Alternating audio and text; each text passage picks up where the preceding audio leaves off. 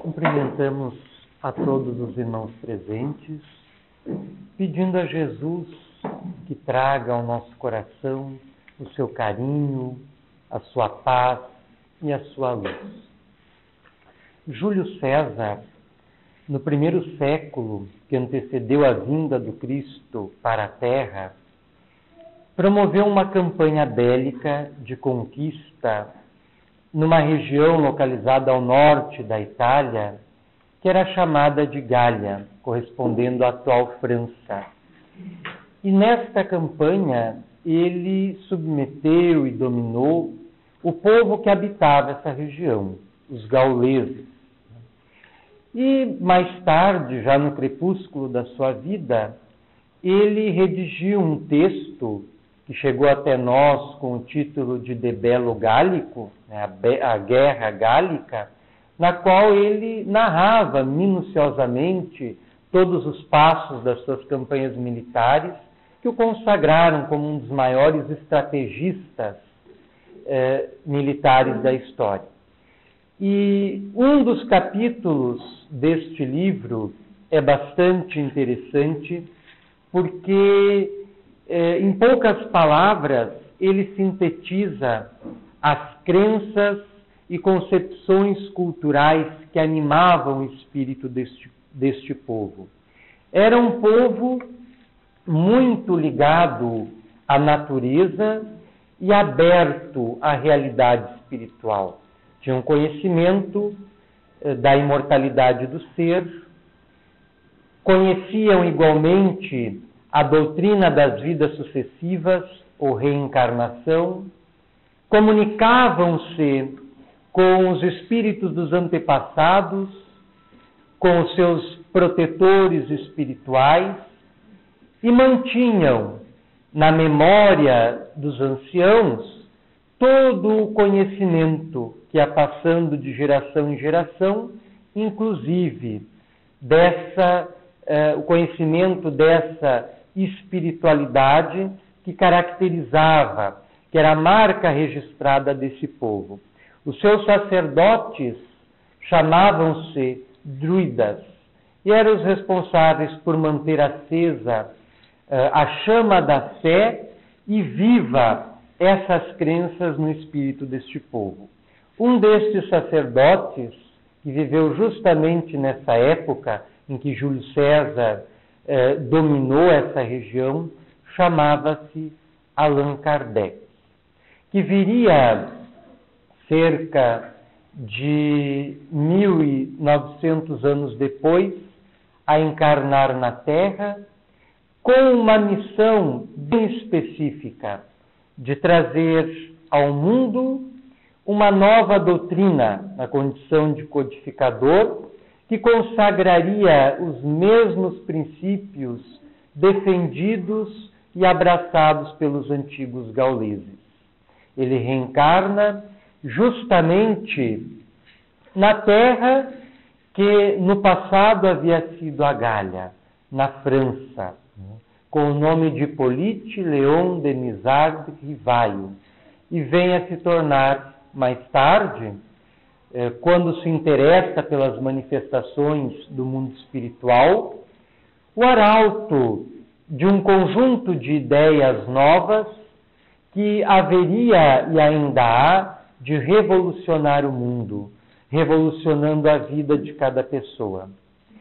E ele, por revelação dos seus guias, dos seus protetores, acerca dessa vida anterior, adotou o pseudônimo, o nome de Allan Kardec, para fazer uma distinção nas obras que ele havia publicado anteriormente, na condição de educador, de pedagogo, de intelectual, das obras que ele passaria a publicar a partir de então, com uma nova missão, uma nova fase na sua vida, a de codificador desta doutrina que estava surgindo no mundo na segunda metade do século XIX. E o livro que inaugura essa doutrina, como é do conhecimento de todos, é o Livro dos Espíritos, que vem a lume no dia 18 de abril de 1857, na sua primeira edição. É um livro de perguntas e respostas, onde Allan Kardec interrogava os espíritos e, através de diversos médiuns, ele obtinha as respostas. E as médiuns que serviram de receptáculo para estes ensinos eram adolescentes, crianças ainda. Uma menina tinha 12 anos, outra, melhor dizendo, uma menina tinha 14 anos, a outra 16. E através dessas duas meninas é que a maioria das respostas do Livro dos Espíritos foi obtida. E muitas delas são dotadas de uma profundidade filosófica que não se encontra, por mais precoce que seja, na cerebração de uma criança, nas elucubrações de uma adolescente, evidenciando desta forma uma origem dessas respostas que não estava nessas crianças, estava numa fonte superior do que se depreendia da natureza das respostas. E o livro foi muito bem organizado por Allan Kardec.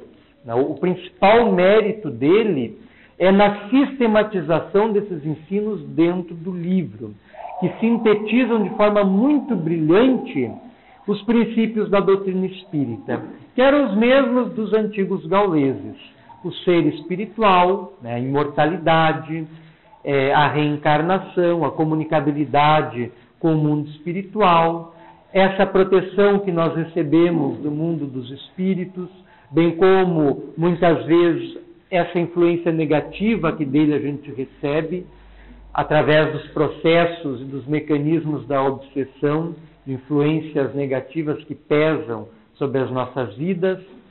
Todos esses conhecimentos que fazem parte hoje dos princípios basilares do Espiritismo eram defendidos pelos gauleses, e não só pelos gauleses, pelos egípcios, pelos babilônios, pelos caldeus, pelos sumérios, pelos drávidas, pelos indianos, pelos chineses, pelos japoneses, mostrando o que o Espírito Emmanuel chama de unidade substancial de todas as crenças e religiões planetárias. Todas se apoiam sobre os mesmos princípios. São princípios espirituais, não são apenas princípios espíritas. A doutrina espírita se apoiam sobre eles, mas eles se apoiam nas próprias leis universais, criadas por Deus, elaboradas pela inteligência suprema do universo. Então, o principal mérito de Kardec, em nosso ponto de vista, é justamente na sistematização desta obra, que ele divide em 4 partes, que são bem conhecidas, e na segunda parte, que é intitulada Do Mundo Espiritual, nós gostaríamos de chamar a atenção para os 4 primeiros capítulos, para o título deles, para a nomenclatura deles. O primeiro capítulo intitula-se Dos Espíritos. O segundo capítulo, da encarnação dos espíritos. O terceiro capítulo, da volta do espírito, extinta a vida corpórea à vida espiritual. E o quarto capítulo intitula-se da pluralidade das existências. Trocando em miúdos, o primeiro capítulo trata especificamente da nossa realidade espiritual. O segundo, do nosso processo encarnatório, da nossa encarnação. O terceiro, da nossa desencarnação. O quarto, da nossa reencarnação. Observando rapidamente a estruturação desses 4 primeiros capítulos da segunda parte do Livro dos Espíritos, nós já captamos a intenção do codificador em nos iniciar no conhecimento da nossa realidade espiritual de uma forma muito didática, revelando o âmbito da nossa espiritualidade, a região de onde nós viemos.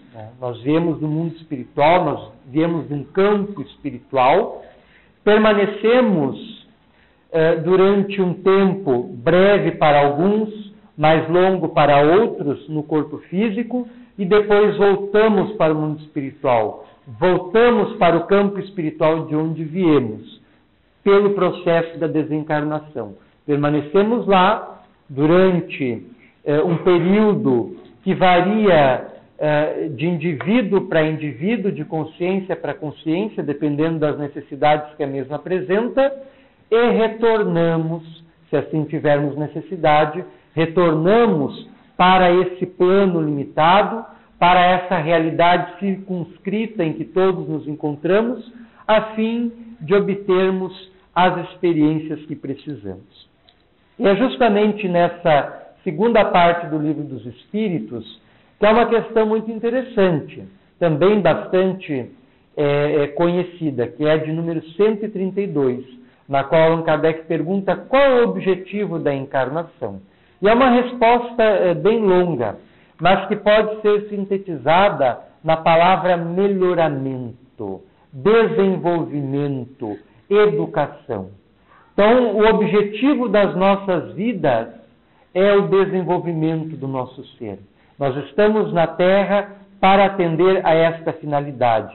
Este é o norte da nossa vida, o desenvolvimento do nosso ser.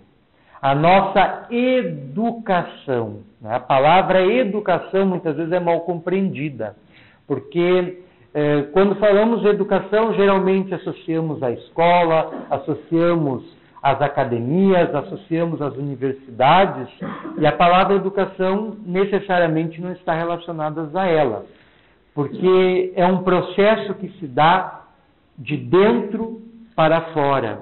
E o que tem acontecido na atualidade, nas escolas, nas academias, nas universidades, é o oposto. É um processo que se dá de fora para dentro. É algo de fora que se impõe, se empurra para dentro.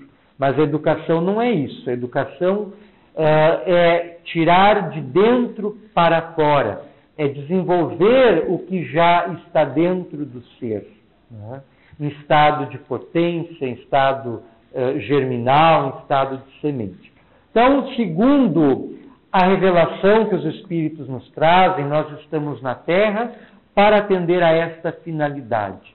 O nosso aperfeiçoamento, o nosso desenvolvimento interior, o nosso crescimento espiritual.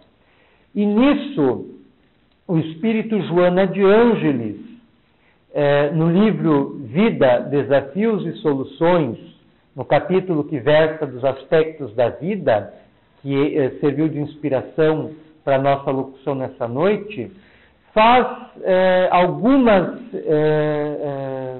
colocações acerca da nossa passagem pela Terra, pelas suas diferentes etapas: a infância, a adolescência, a madureza e a melhor idade, a decrepitude e a morte.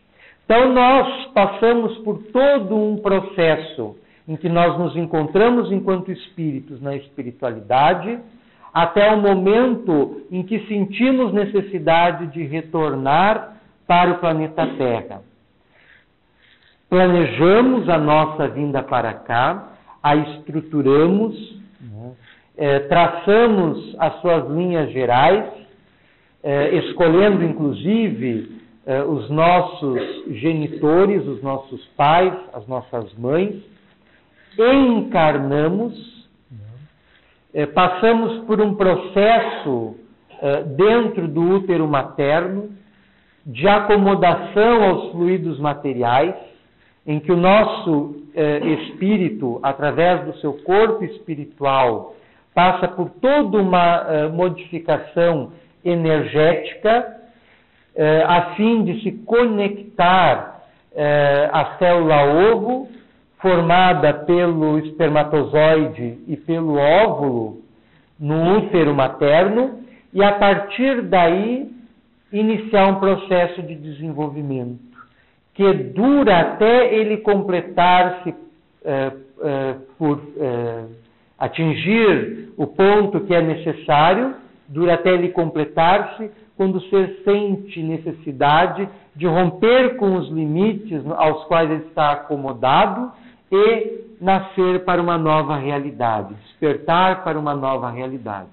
Temos a primeira infância, que duram uma determinada fase, em seguida a adolescência, a madureza, a melhor idade, a decrepitude, e chegamos num ponto que é muito significativo para a nossa existência, que uma médica suíça radicada nos Estados Unidos, chamada Elisabeth Kübler-Ross, que revolucionou o conceito de morte, a forma como se trata e se considera a morte no Ocidente, e que ainda precisamos aprender as lições que ela nos trouxe através do trabalho que ela promovia com pacientes terminais.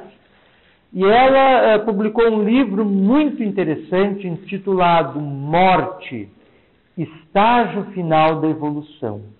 Então, neste livro, ela apresenta a morte como sendo um momento eloquente, um momento significativo para a nossa alma, porque é o momento em que nós já vivenciamos tudo o que podíamos vivenciar neste patamar, neste nível de consciência, e despertamos para uma nova realidade, uma realidade maior, que é a espiritualidade, que é o mundo espiritual para o qual retornamos e passamos a nos adaptar lentamente a essa realidade.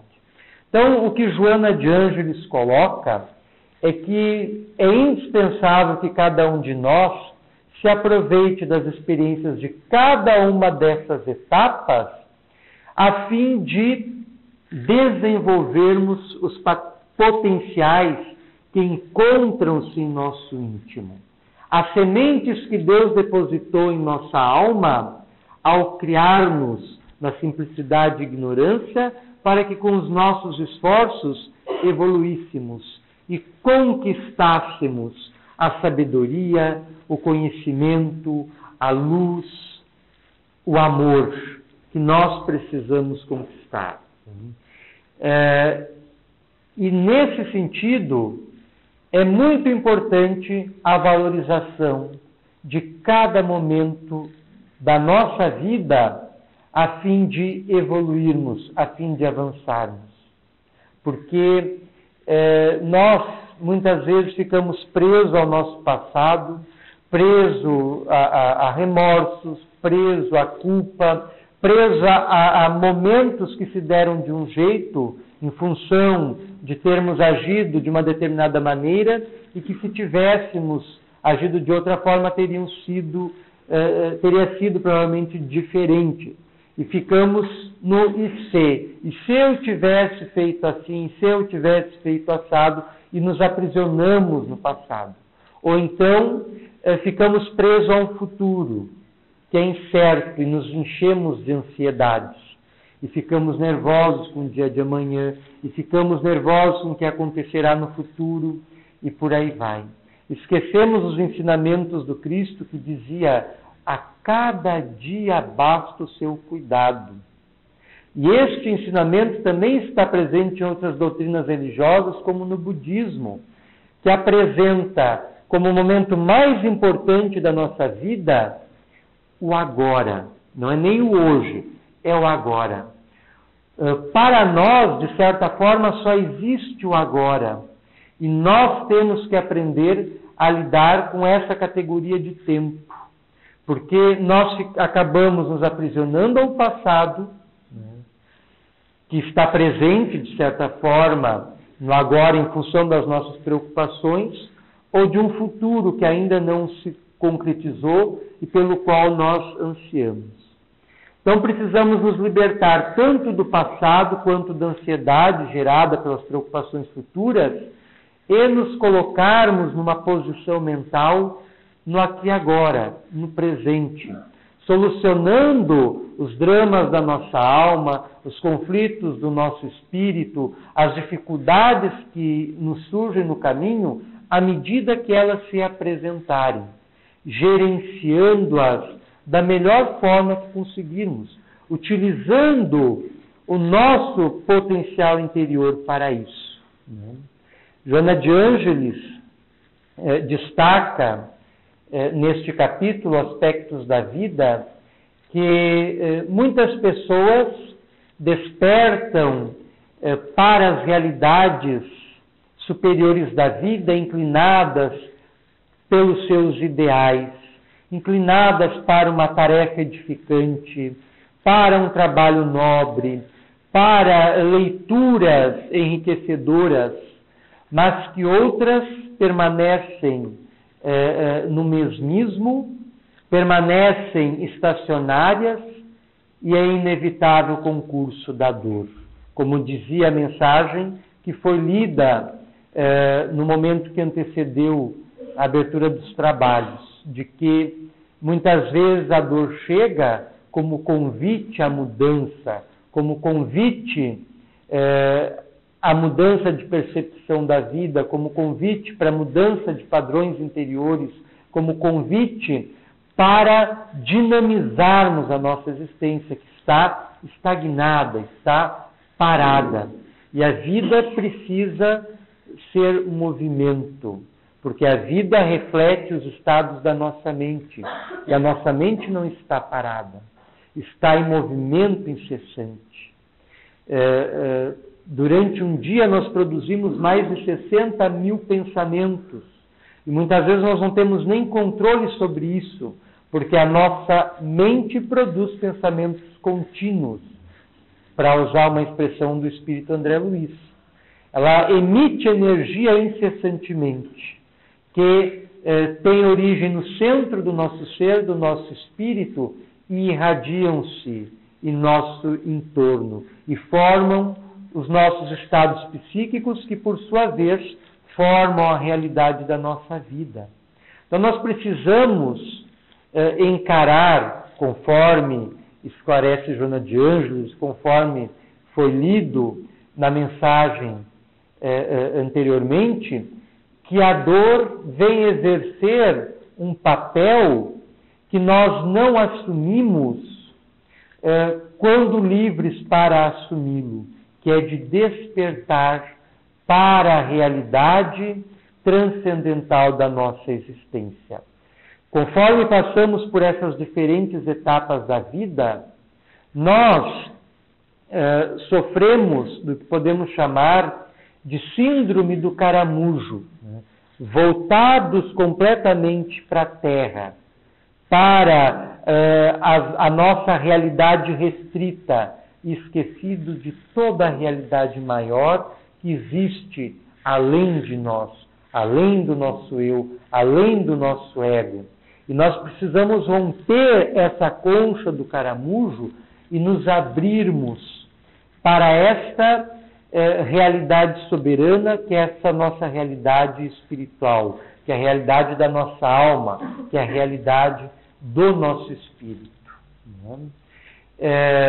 O apóstolo Paulo, que foi um grande iluminado, e nunca será demasiado citá-lo, asseverou o seguinte, numa carta aos Gálatas: se vivemos em espírito, andemos também em espírito. Só que nós não fazemos isso. Mesmo nós espíritas, que já nos conscientizamos da nossa realidade espiritual, nós vivemos como se não tivéssemos consciência disso.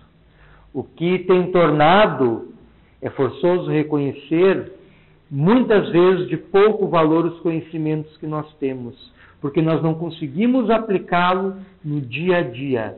Quando estouram os conflitos, quando explodem as revoltas, quando irrompe do íntimo da nossa alma a raiva, a ira, o medo, a indignação, e não conseguimos controlá-los, mesmo sabedores de todo um conjunto de ensinamentos, de lições, que nos abalizam a lidar com essas situações de uma forma diferente, administrando-as de melhor maneira do que aqueles que não possuem esses ensinamentos.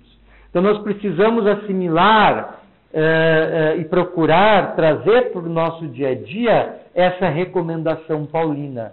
Se vivemos em espírito, se somos espíritos, andemos também em espírito. Mas nós não nos damos conta disso, no corre-corre diário, envolvido nas preocupações que assumem a maior parte do nosso tempo. né? Mas tudo isso evidencia ainda o estágio espiritual em que nós, seres humanos, nos encontramos, mas também evidencia já um lento despertar da humanidade para essa realidade maior. E nós estamos no que um místico eslavo chamado Pedro Ouspensky chamou de consciência de sono. A humanidade dorme. A humanidade encontra-se dormindo para a sua realidade transcendente, ignorando a si própria, desconhecendo a si mesma, não tomando contato com os infinitos potenciais que nós trazemos dentro de nós. E em função disso, cabe lembrar uma outra afirmação do apóstolo Paulo, que ele dirige à igreja de Éfeso e que se encontra na carta que ele manda para esta igreja, no capítulo 5, versículo 14.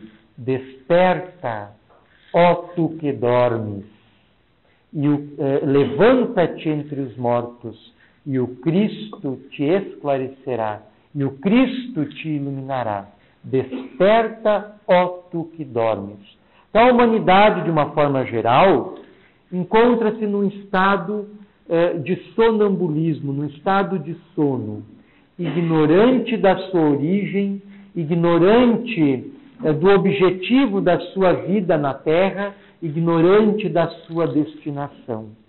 E urge, é indispensável que nós despertemos para essa realidade.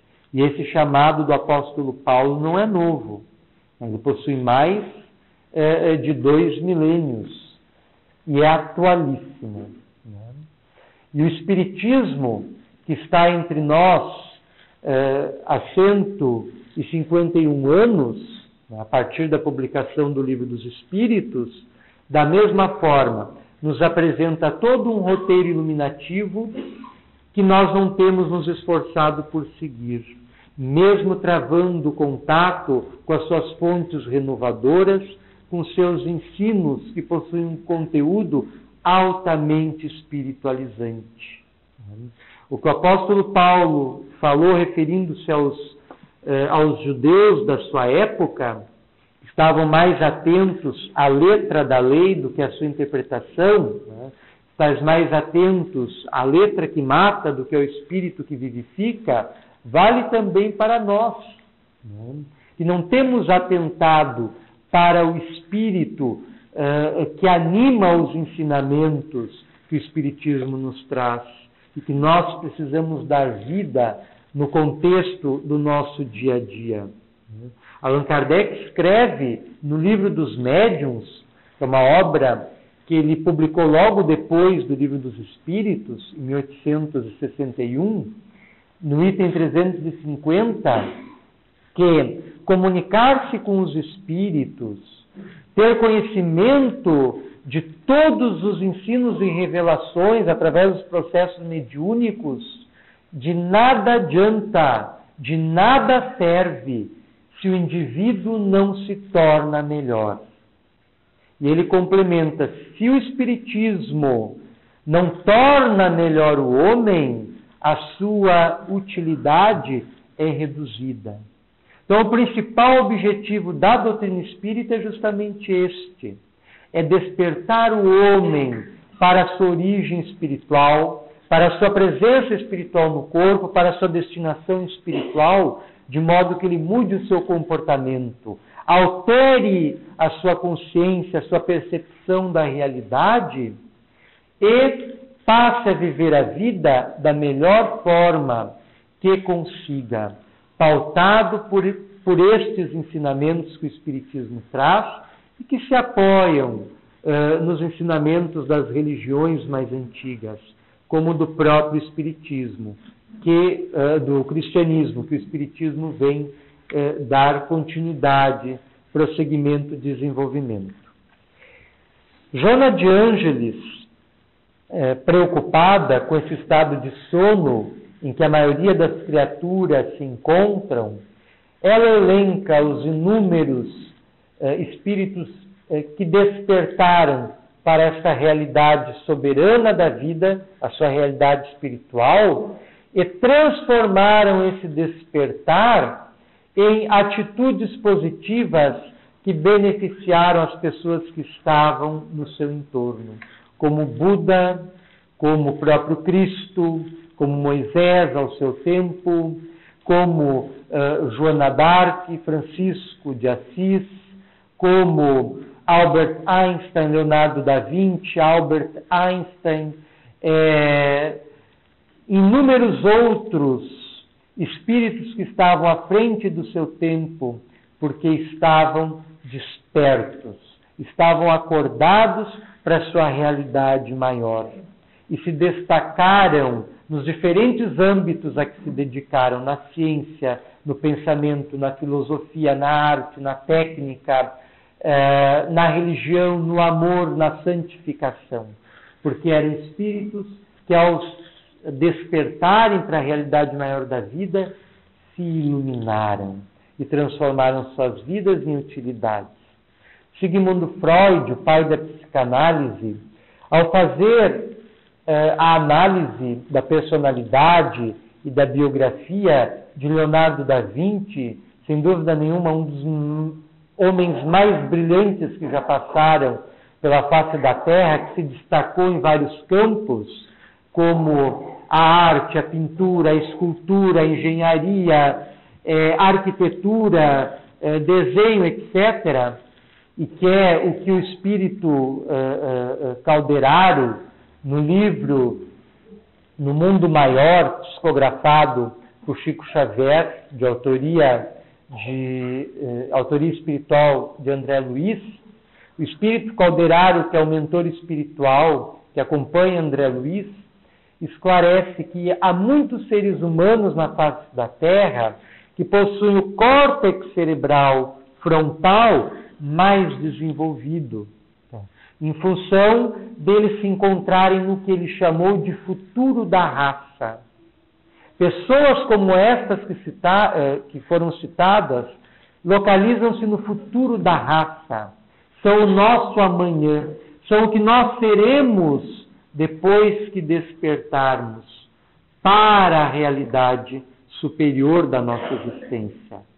Quando quebrarmos a concha do exclusivismo em que nos encontramos, a carapaça dos preconceitos que nos envolvem, quando abrirmos-nos para novas ideias, novos ensinos, novas lições, é que nós estaremos gravitando nos mesmos patamares de pensamento que os grandes gênios, grandes filósofos, grandes santos, grandes mártires da humanidade pensavam, sentiam, viviam.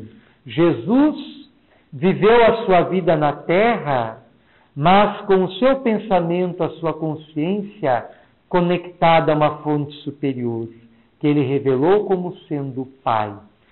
Eu e o Pai somos um. O que algumas igrejas interpretaram equivocadamente, gerando inúmeros dogmas às suas doutrinas, era a revelação da intimidade do psiquismo do Cristo com o psiquismo divino. As conexões do Cristo com o Pai Maior, com a divindade. O que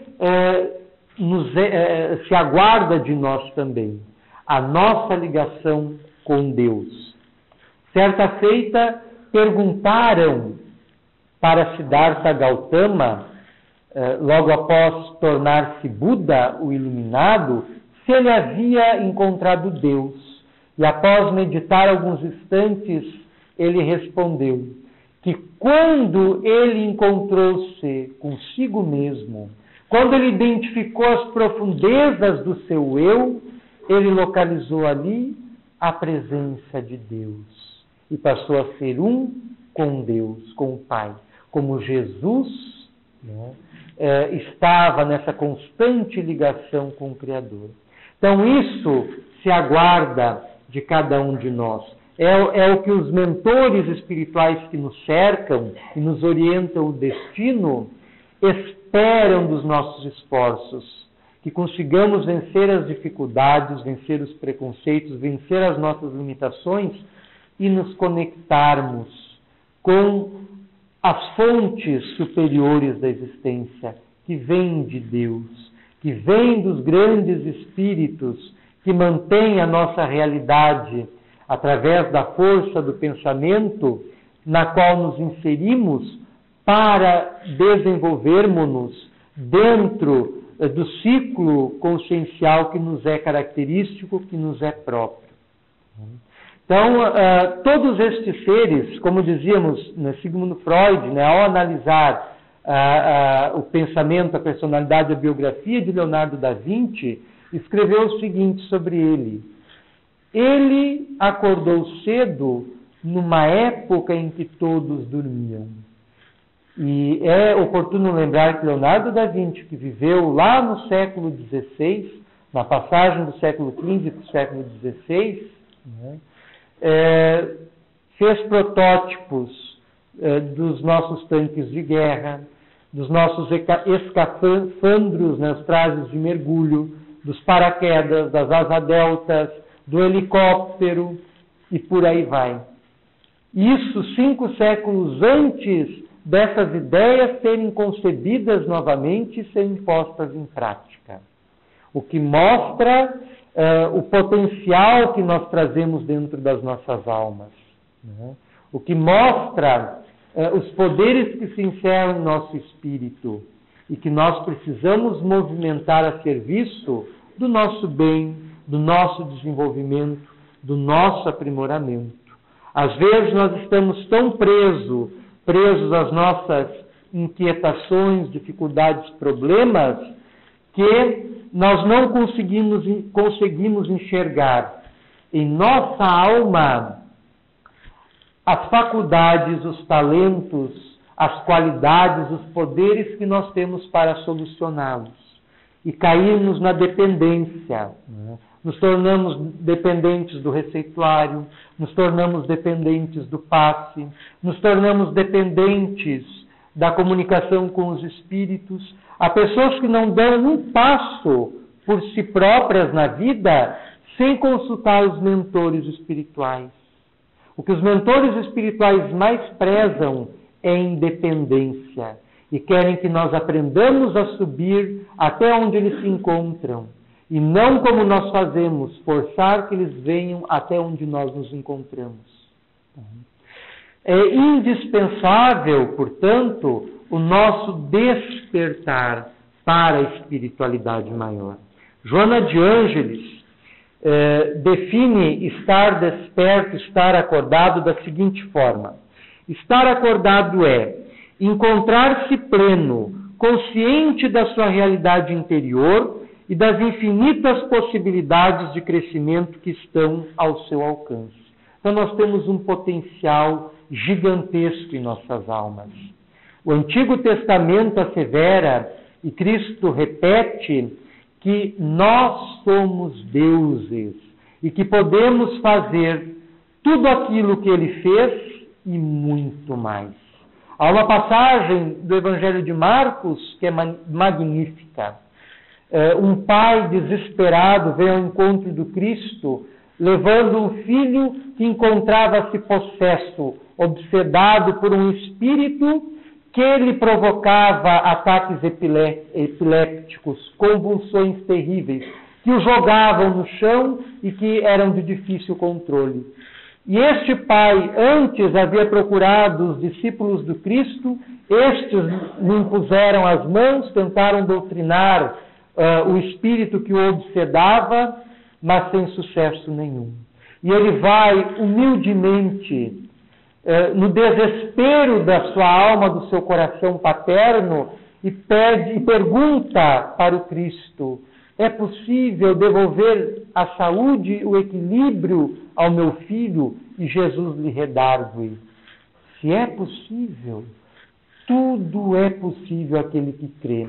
E Jesus impõe as mãos sobre o jovem, né? Encaminha o espírito que o estava atormentando, rompendo os elos obsessivos, e o encaminha para a espiritualidade. E o menino, o jovem, se recupera. E Jesus depois esclarece em separado os seus discípulos que não entenderam como ele pudera efetuar aquela cura e ele não. E Jesus dizia que tal coisa só é possível fazer com muito jejum, com muita fé, com muita oração. E esse jejum não é o jejum do não alimentar-se, é o jejum espiritual, é o jejum dos pensamentos, é o jejum dos sentimentos, é o jejum das ações, na qual nós devemos buscar a purificação da nossa alma através do seu controle, de modo a canalizar a nossa vida para o melhor, para o belo, para o bonito. Então nós temos um potencial indimensionável dentro de nós e que nós identificamos nas grandes mentes, nos grandes corações que já passaram pela terra e cujos exemplos nós precisamos seguir, nós precisamos imitar. E Joana de Ângeles reforça que semelhantes ações só foram possíveis porque estas criaturas saíram do sono em que a maioria de nós se encontra e despertaram para uma realidade maior, se conscientizando plenamente de que nós somos um espírito e não um corpo físico, que esse espírito, que esse corpo físico é um pálido reflexo da nossa alma, do nosso espírito, nos conscientizando de que não é a primeira vez que estamos aqui, né? E que temos a interferir em nossa vida todo um histórico espiritual, nos conscientizando de que há toda uma realidade a multiplicar-se em dimensões infinitas em nosso derredor, que os nossos sentidos não percebem, mas que está aí. Não vemos o vento, não vemos o ar, aliás, mas percebemos a sua movimentação através da força do vento. Não vemos os micróbios, mas os seus efeitos nós percebemos através do bolor, das doenças, etc. Então, essas dimensões nós não as enxergamos, mas estão presentes em nosso entorno e estão interferindo em nosso dia a dia. Enquanto nós não despertarmos para o conhecimento dessas coisas e buscarmos, como ensinava Kardec, o melhoramento a partir desses ensinamentos, eles serão de pouca utilidade para nós, porque continuaremos dormindo. E repetimos mais uma vez, indispensável que despertemos para eles e iluminemos o nosso íntimo, de modo a gozarmos, a usufruirmos de uma vida melhor. E gostaríamos novamente de citar a passagem paulina da sua epístola aos Efésios, a fim de concluirmos a nossa locução. Desperta, ó tu que dormes, levanta de entre os mortos, e o Cristo te esclarecerá, e o Cristo te iluminará. Despertemos para a vida superior e permitamos que a vida superior envolva-nos por completo e auxilie-nos na reorganização da nossa mente e da nossa vida, encaminhando-nos, redirecionando-nos para os ideais de alegria que nós buscamos, de felicidade, de paz. Agradecemos a atenção de todos e pedimos a Jesus que deposite sobre nós as nossas bênçãos. E sem mais delongas, passamos para a segunda parte dos nossos trabalhos, de prece e de radiações, coordenada pela nossa irmã Eva.